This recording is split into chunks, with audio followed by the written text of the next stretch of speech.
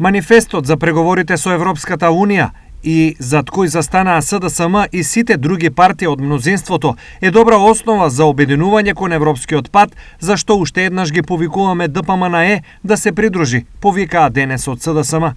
Ги повикуваме сите политички партии, а особено ДПМНЕ, да дадат подршка на овој важен документ за европската иднина. Следствено на манифестот треба да се случат и уставните измени, зад кои треба да застанат сите политички партии и пратеници кои мислат добро на државата. Прозорецот на можности Христијан Мицкоски да се приклучи на Европскиот блок полека се затвара. Мицкоски и ДПМНЕ ја имаат можеби последната шанса да се престојат на страна на државните и националните интереси. Со поддршката на манифестот и на уставните измени, ДПМНЕ и Мицкоски на дело ќе покажат дека се за европската иднина на државата.